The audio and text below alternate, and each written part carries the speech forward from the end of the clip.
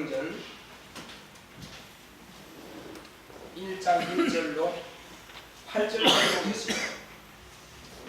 사도행전 1장 1절로 8절.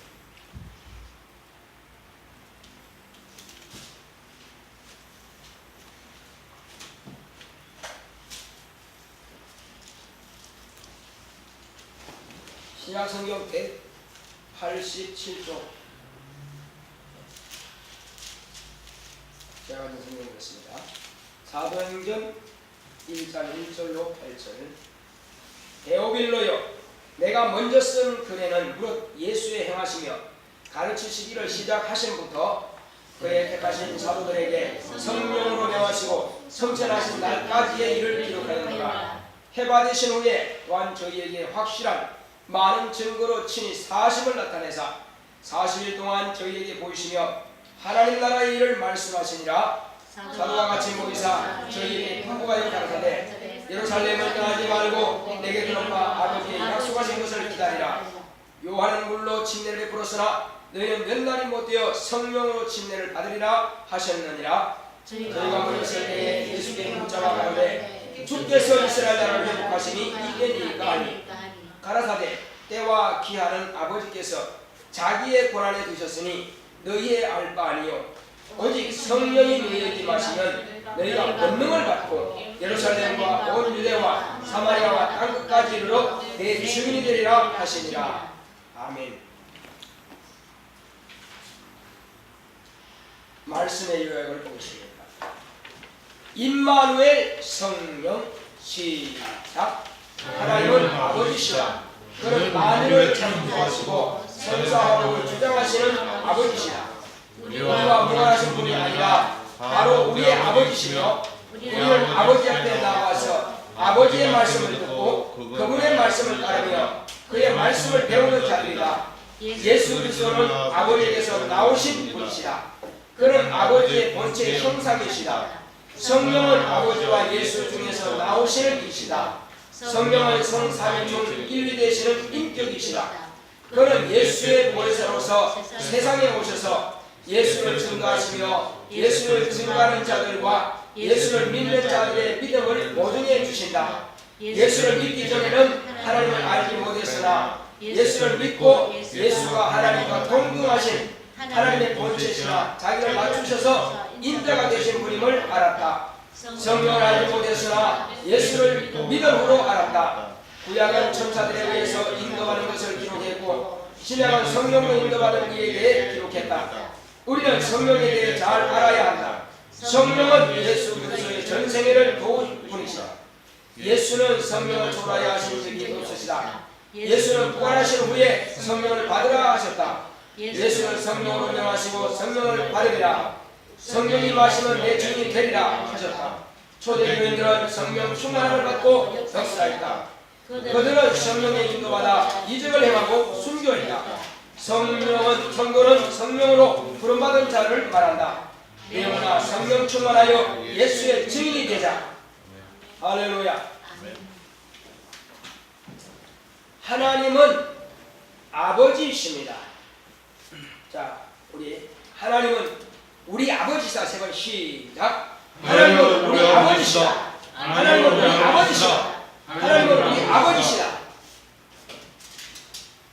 자, 하나님은 우리와 무관하신 분이 아니라 우리를 친히 만드시고 생기를 불어넣어서 생명이 되게 하시고 또 성령과 진리 곧 예수 안에서 우리를 낳으신 분이십니다. 육체는 우리 조상 아담으로부터 계속 이어지는 그 부모가 낳았지만은 영은 하나님께로부터 우리가 낳음을 받은 자인 것입니다. 할렐루야. 그러므로 우리는 법적인 아버지가 아니라 실로 그분은 우리를 거듭나게 하신 우리의 친아버지십니다. 우리가 이와 같이 알 때에 예수 믿는 신앙생활이 종교생활이 아니라 과연 살아계신 하나님의 자녀로서 마땅히 자녀의 생활을 하게 되는 것입니다. 그래서 우리가 무엇을 하든지 간에 나는 하나님의 자녀다. 내가 어떤 형편이 있든지 간에 나는 하나님의 자녀라고 하는 것을 여러분들이 잊을 수가 없는 것입니다. 내가 공부를 하든 길을 가든 잠을 자든 우리 육체를 낳으신 아버지가 계신 것처럼 나는 누구누구의 아버지를 있는 나는 그의 아들이다 할 필요가 없다 이겁니다. 당연히 그분은 내 아버지시고 나는 또 그분의 아들이기 때문에 어디든지 간에 그러나 만약에 내가 위기에 처했다 그러면 즉시 아버지께 전합니다. 그래서 아버지의 도움을 즉시 받을 수가 있는 것입니다. 이것이 자녀의 특권입니다. 그리고 아버지는 무슨 일이 있을지라도 자녀가 위험에 처했으면 그것을 거기서 반드시 건져내 주는 것이 또한 아버지의 의무입니다. 그러므로 어떻게 하라 조치를 취하라고 전화를 하든지 아니면 경찰을 불러서 빨리 보내서 그 아들을 돕게 하든지 불이 나서 소방서를 연락해서 빨리 그 집을 아니면 어떤 회사에 불을 끄게 하든지 이것은 아버지께 연락했을 때는 즉시 아버지는 그 아들을 보호할 의무를 가지고 의무보다도 오히려 사랑이죠. 걱정 근심이 가득해서 어떻게든지 아들을 건져내고자 하는 것이 바로 이 아버지입니다. 오히려 그 육신의 아버지는 그 육체의 아들을 위해서 그냥 애가 타는 마음을 가지고 이렇게 살리고자 하지만 이보다 더 만배로 우리를 사랑하시는 분이 바로 영의 아버지신 하나님 아버지십니다. 할렐루야. 그래서 하나님께서 우리를 대우하실 때 어떻게 대우하느냐, 하늘과 땅에 있는 모든 것보다도 네가 더 중요하다는 것입니다. 그만큼 이 한 영혼이 천하보다 귀중하다고 성경은 기록하고 있습니다.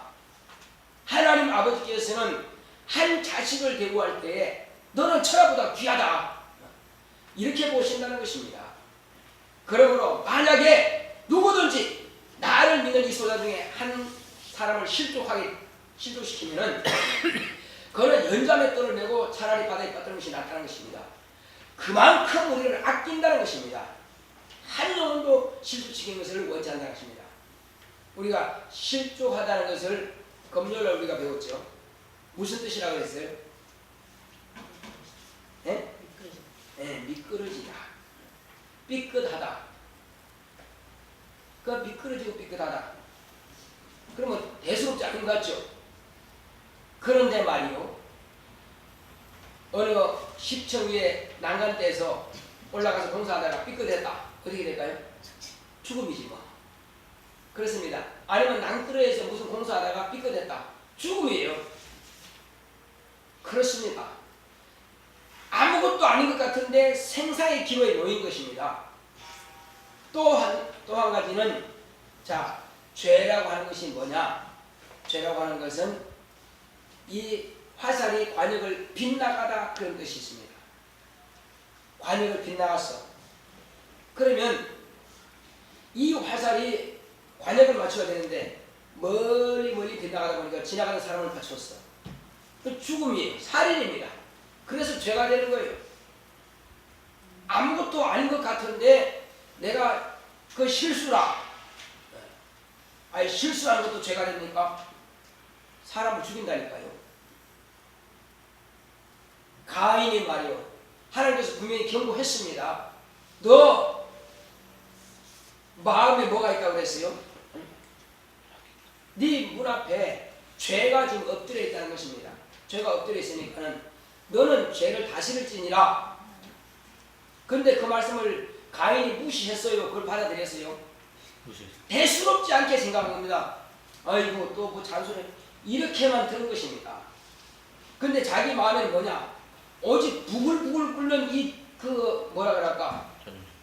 죄. 그것이 막 부글부글 끓습니다. 뭐라고 끓습니까? 저놈 죽여야 돼. 저놈 죽여야 돼. 저놈 없으면 내가 하는 사랑받을 텐데 이거밖에 없습니다. 그래서 기회만 엿봅니다. 무슨 기회를 엿봐요? 네. 아무도 없는 틈만 하는 거예요. 그래서 나랑 같이 저 밭에 갈까? 너는 뭐 보러 갈까? 꽃입니다. 그러니까 얘는 가인은 아버지의 일을 도와서 논밭에 가서 농사를 짓습니다. 그런데 아벨은 뭐 하는 사람이에요? 양을 치는 사람이에요. 근데 각각 맡은 일이 다르죠. 양을 칩니다. 근데 그러지 뭐다 양치니까 양 보고 이제 갔습니다. 멀리 갔어요. 사람들 아무도 안 봐 이제. 밭에서 일하다가 슬슬 왔습니다. 양치고 어디 그늘에 앉아 있는지 아니면 뭐 하는지 모르겠지만 뒤로 또 돌아서야 되는 틈을 타서 돌로 뒤통수를 쳐서 결국 죽여가지고 땅에 묻어버렸습니다. 아무도 안 봤지.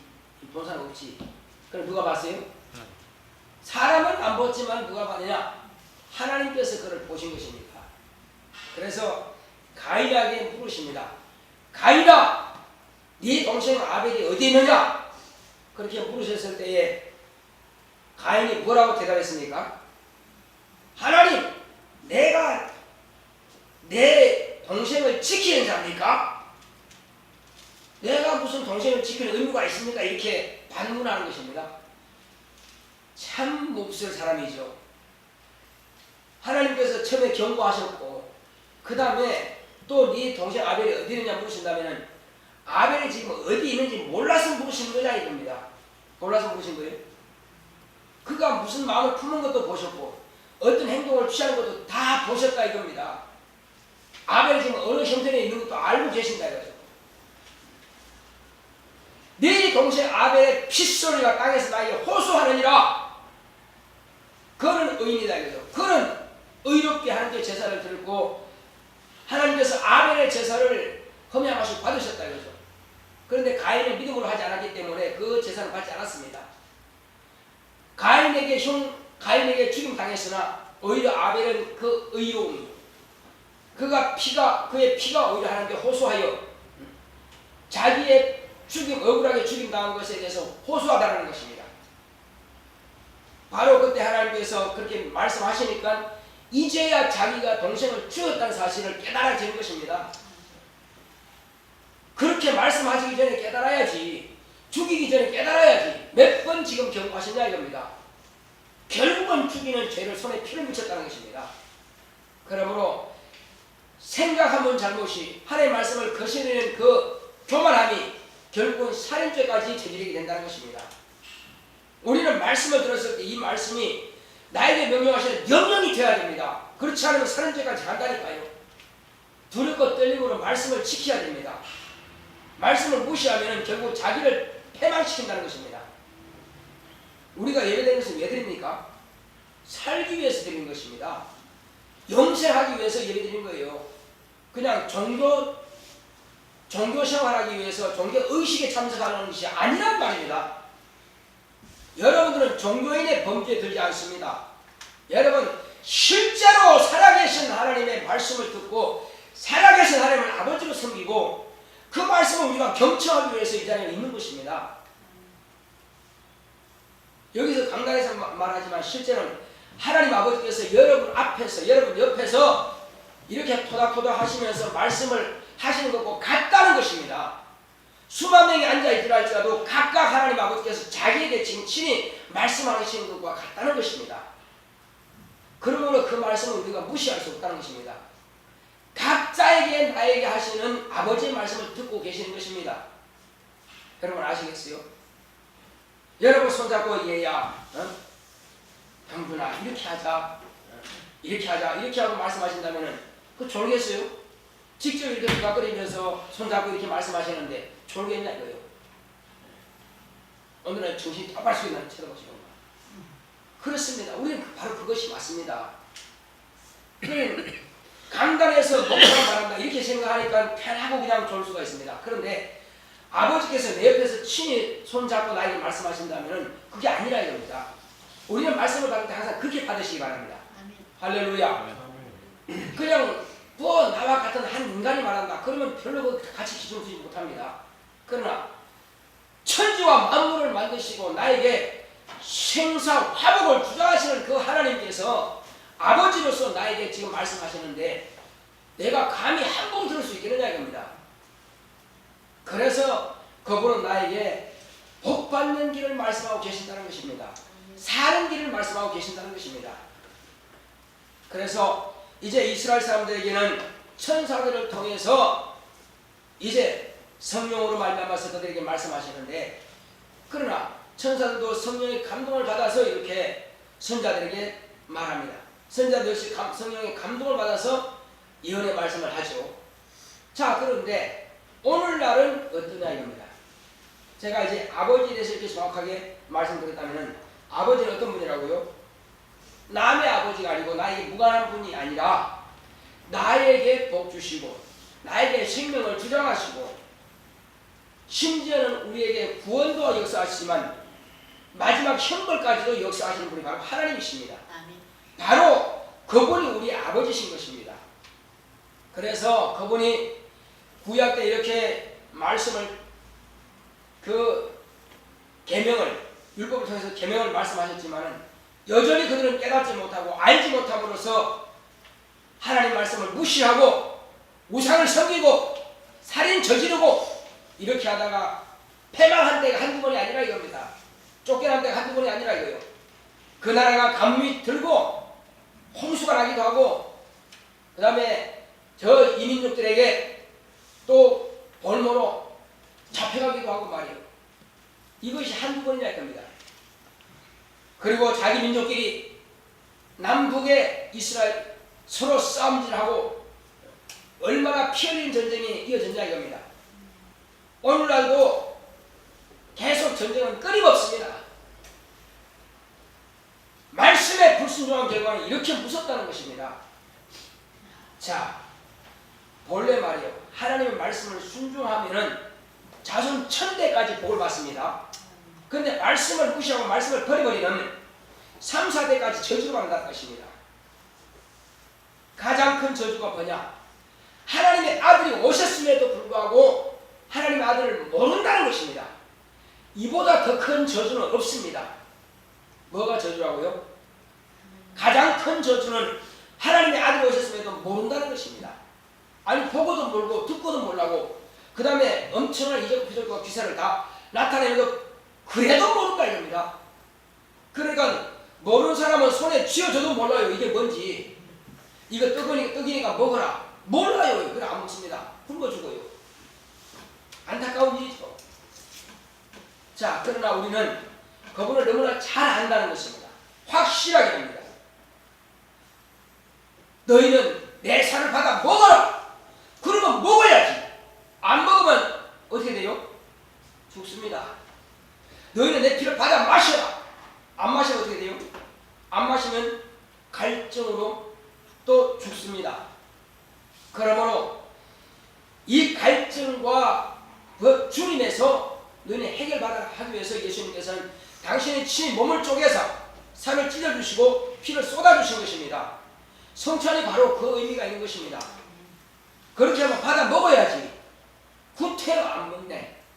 어떤 사람은 이 말씀을 따보면은 자기부터 먹어야 되는데 이거는 김집사 거, 이거는 이집사 거, 이건 누구 집사 거 다 줘버리면 자기는 안 먹어요. 그럼 어떻게 돼요? 자기는 굶지고. 아니 같이 예배드려 왔으면 자기가 먹고 살아야 되는데 생각이를 이건 하나님께서 이 집사한테 하는구나. 이건 누구한테. 왜 그렇게 생각하냐 이겁니다. 그건 뭐가 들어있어서? 교만이 들어있어 그런 겁니다. 자기는 회개할 것이 없다고 착각한다는 것입니다. 우리는 하나님 앞에 왔을 때 누구보다 내가 먼저 회개할 자입니다. 죄인이라 부르시면 누구 부르달라고 했어요? 나를 부르소서. 왜? 죄인이라 하면 나를 부르야 돼요? 내가 먼저 주님 앞에 가서 은혜 받아야 되니까. 내가 먼저 속죄 받아야 되니까. 자, 여러분, 저 배급 빚진 사람들, 억대 빚진 사람들 다 이리 오십시오. 내가 대신 갚아주겠습니다 하면 뒤에서 그런 하겠어요?